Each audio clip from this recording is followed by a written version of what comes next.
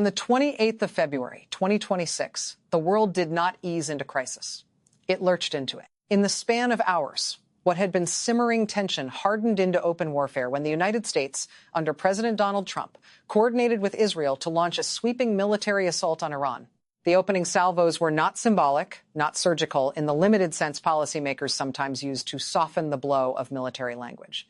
They were expansive, deliberate, and unmistakable. Explosions reverberated through Tehran and beyond, striking strategic installations, missile infrastructure, and facilities long described by Washington and Tel Aviv as central to Iran's regional power projection. Within hours, the confrontation widened when Bahrain confirmed that the headquarters of the United States Navy's Fifth Fleet had been targeted by a missile strike. In that moment, the crisis ceased to be theoretical. It became kinetic, immediate, and terrifyingly real. If you want to understand the scale of what happened that day, you have to understand the months, arguably years, that preceded it. Tensions between Washington and Tehran had been mounting steadily. Nuclear negotiations had faltered, then fractured. Each round of diplomacy seemed to narrow rather than expand the space for compromise. Intelligence briefings in both Washington and Tel Aviv increasingly characterized Iran's missile development and nuclear enrichment as accelerating risks. Iranian officials, for their part, framed their posture as defensive, sovereign, and necessary in the face of persistent threats. The rhetoric hardened, sanctions deepened, military assets quietly shifted into position. And then, on that February morning, the quiet positioning ended. President Trump appeared before cameras and announced that American forces had entered what he described as major combat operations. The language was deliberate. This was not framed as a limited strike or a retaliatory action. It was described as a campaign coordinated, sustained, and aimed at dismantling capabilities deemed unacceptable by U.S. and Israeli leadership. Israeli officials echoed the message, characterizing the strikes as preemptive, necessary, and existential. The alignment between Washington and Tel Aviv was total in tone and substance. They presented a united front. This was about eliminating an imminent threat. The first wave of strikes hit Tehran with extraordinary force. Military and strategic sites were targeted, including areas near central command facilities. The symbolism was not subtle. The operation signaled that Iran's core infrastructure was vulnerable, that distance and geography were no longer protective buffers. Advanced aircraft, naval assets positioned across the region, and precision-guided munitions were deployed in what appeared to be a meticulously coordinated assault planned weeks in advance. This was not improvisation. It was orchestration. As the bombs fell, the region's airspace began to close. Civil aviation authorities across multiple countries rerouted flights. Airports shifted into emergency protocols. Sirens sounded in Israel as officials warned of anticipated retaliation. A nationwide state of emergency was declared. Citizens were urged to remain near shelters. Civil defense systems were activated at maximum readiness. In a matter of hours, daily life across parts of the Middle East transformed into something resembling wartime posture. And then Iran responded. Officials in Tehran issued statements promising what they called a crushing retaliation. They warned that U.S. and Israeli assets across the region would be considered legitimate targets. It was not bluster. Within hours, reports emerged that missiles had been launched toward Israeli territory. Air defense systems engaged. Interceptions were reported. Explosions echoed in northern regions. Hospitals activated emergency procedures. The cycle of action and counteraction began tightening like a vice. The most consequential development came from Bahrain.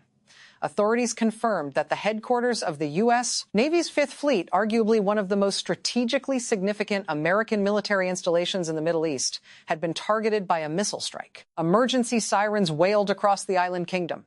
Defense systems activated. The symbolism was profound. The Fifth Fleet is not a peripheral outpost.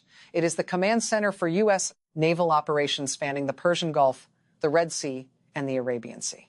An attack on that installation signaled that Iran was prepared to expand the battlefield beyond its own territory. Military analysts immediately grasped the implications. Targeting the Fifth Fleet was both tactical and strategic. It challenged the very architecture of American naval dominance in the region. It introduced the possibility that U.S. bases across Iraq, Kuwait, Qatar, and beyond could be next. Force protection protocols were reassessed in real time. Contingency plans that had been drafted in theoretical scenarios were suddenly operational documents. Inside the Pentagon, urgency was not an abstract concept. Protecting American personnel became paramount. Additional defensive measures were considered. Assets were repositioned, communications between regional commanders intensified. The question was no longer whether this conflict would escalate, but how far and how fast. Meanwhile, oil markets reacted with characteristic speed. The Persian Gulf is not merely a regional waterway, it is a global artery for energy. Traders watched for any sign that shipping lanes might be threatened. Insurance costs for vessels operating in the region rose almost immediately. Energy prices spiked in early trading sessions. Investors fled to traditional safe havens, gold, certain currencies, defense stocks.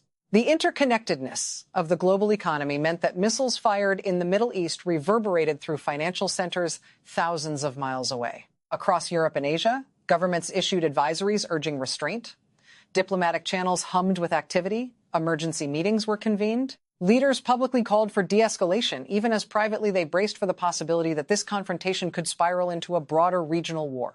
The memory of previous Middle Eastern conflicts, prolonged, destabilizing, and globally disruptive, hovered over every assessment. For civilians in the region, the geopolitical calculus translated into something more visceral: fear.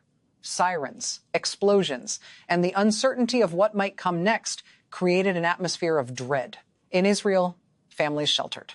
In Iran, residents of targeted cities assessed damage and awaited further strikes. In Bahrain, the knowledge that a major U.S. naval headquarters had been in the crosshairs altered perceptions of safety overnight. The conflict was no longer distant. It was immediate. The strategic calculus underlying the joint U.S.-Israeli operation had been shaped by the collapse of nuclear negotiations. Diplomatic channels had narrowed to the point of near paralysis. Each side accused the other of bad faith. Intelligence assessments reportedly suggested that Iran's nuclear and missile capabilities were advancing in ways deemed unacceptable by Washington and Tel Aviv. With diplomacy stalled, military options rose to prominence. The February 28 assault represented the culmination of that shift. President Trump framed the operation as a necessary intervention to prevent a greater catastrophe. The language of imminence of threats that could not wait was central to the justification. Israeli leadership reinforced the narrative, emphasizing existential risk. Whether the operation would indeed prevent escalation or instead ignite, it became the defining question of the moment. The targeting of the Fifth Fleet headquarters introduced an additional layer of risk: maritime security. The waters of the Persian Gulf and adjacent seas are among the most heavily trafficked shipping corridors in the world. A sustained conflict could disrupt commercial shipping, energy exports, and global supply chains. Even the perception of risk can be destabilizing. Shipping companies recalibrated routes. Insurers recalculated premiums. Governments evaluated the need for naval escorts or expanded patrols. Politically, the implications inside the United States were immediate. Congressional leaders demanded briefings. Supporters of the administration argued that decisive action was overdue. Critics questioned the timing, the intelligence, and the long-term strategy. The prospect of an extended military engagement in the Middle East reopened debates that had never fully healed from earlier conflicts. Public opinion began to polarize along familiar lines. In Israel, the government moved to mobilize reserve forces. Air defense systems remained fully engaged. The possibility that Iran might activate proxy groups across the region loomed large. Analysts warned that the conflict could expand beyond direct state-to-state exchanges, drawing in actors from Lebanon to Syria to Iraq. The complexity of the regional security web meant that escalation could occur through multiple channels simultaneously. Diplomatic efforts did not cease, but they struggled to gain traction. Trust between the principal actors had been severely eroded. Public rhetoric remained charged. Each missile launch narrowed the space for compromise. Yet even amid active exchanges, back-channel communications often continue. The challenge was whether those channels could produce a pause before the conflict reached a point of no return. The date, the 28th of February 2026, will likely be studied for years as a pivot point. It marked a moment when simmering tensions crystallized into open confrontation, when strategic calculations became lived reality. The joint U.S.-Israeli assault on Iran and the subsequent targeting of the Fifth Fleet headquarters in Bahrain did more than initiate a military exchange. They signaled a transformation in the regional balance of power and introduced new variables into an already volatile equation. What comes next depends on decisions made in war rooms and diplomatic chambers, on calculations of deterrence and restraint, on the interplay between domestic politics and international strategy. The world is watching not merely for the next strike, but for signs. Any signs that escalation can be halted. For now, the trajectory remains uncertain, the stakes extraordinarily high. The Middle East stands at a precipice. Global markets tremble at the edges. Military planners operate on compressed timelines, and citizens, from Tehran to Tel Aviv to Manama, live with the knowledge that history shifted in a single day. This is not a contained episode. It is an unfolding chapter whose consequences may reverberate for years. The balance of power, the credibility of deterrence, the resilience of alliances, and the stability of global markets are all in play. February 28 did not simply add another crisis to the news cycle. It altered the geopolitical landscape in real time, forcing the world to confront the possibility that a regional confrontation could expand into something far more profound and far more dangerous. The hours after the February 28 strikes evolved into a tense, unpredictable countdown as the world teetered on the edge of a wider conflict that no one could fully anticipate. By midday, reports indicated that additional Iranian missile batteries had been activated, with targets ranging from U.S. allied installations to critical infrastructure across the Gulf. Each launch, each interception, each siren sounded a reminder that this was no longer a calculated strike. It was a rapidly escalating theater of war. In Israel, air defense systems remained fully engaged, while civilians huddled in shelters, listening to intermittent warnings of incoming threats. Hospitals activated triage protocols. Emergency services braced for potential casualties. The psychological impact on the population was immediate, widespread, and profound. Fear became a near-constant backdrop to daily life. In Bahrain, the targeting of the U.S. Navy's Fifth Fleet headquarters had not only challenged American military supremacy in the region, but also introduced logistical and operational chaos. Ships in the Persian Gulf were rerouted, refueling schedules altered, and personnel reassigned to defensive positions. Commanders faced impossible choices. Maintain offensive posture while ensuring the safety of thousands of service members, or pull back to stabilize defensive lines, risking the appearance of weakness in a high-stakes geopolitical contest. Each decision carried consequences that rippled across the region and the globe. Washington and Tel Aviv remained in constant communication. President Donald Trump and Israeli leaders coordinated messaging, emphasizing the preemptive nature of the strikes while framing Iran as the aggressor. Behind closed doors, strategy sessions stretched into the night. Military planners calculated trajectories, potential counterattacks, and escalation ladders. Diplomats worked feverishly to maintain channels with allies and neutral parties, seeking any pathway to de-escalate without losing strategic advantage. Yet the rapid sequence of events made each decision simultaneously urgent and fraught with peril. Global markets reacted in real time.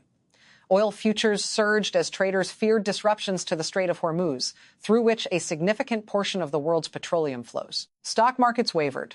Safe haven assets like gold and treasury bonds surged, and currencies fluctuated as investors reassessed exposure to Middle Eastern instability. Shipping insurers raised premiums, ports prepared for potential rerouting, and multinational corporations evaluated the resilience of supply chains stretching from the Gulf to Europe and Asia. The economic shockwaves were immediate, yet only hinted at the potential long-term consequences if the conflict broadened. Meanwhile, Iran signaled that the campaign against U.S. and Israeli targets would continue. Missile launches toward Israel were reportedly supplemented by drone attacks and cyber operations targeting energy infrastructure and military command systems. Intelligence sources suggested that Iran was coordinating with regional proxies, adding layers of unpredictability to an already volatile situation.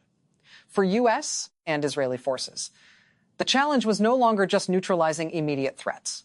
It was anticipating asymmetric responses, irregular warfare tactics, and the potential for escalation through regional actors. International reaction was swift and unified in concern, if not in approach. European and Asian leaders urged restraint, cautioning that a broader Middle Eastern conflict could destabilize global energy supplies, displace populations, and trigger unpredictable alliances. Emergency sessions at the United Nations were convened to discuss potential ceasefires, humanitarian corridors, and negotiation frameworks. The global community watched, aware that miscalculation by any actor could transform a regional confrontation into a larger, multi-front war. Diplomatic channels, though strained, remained active.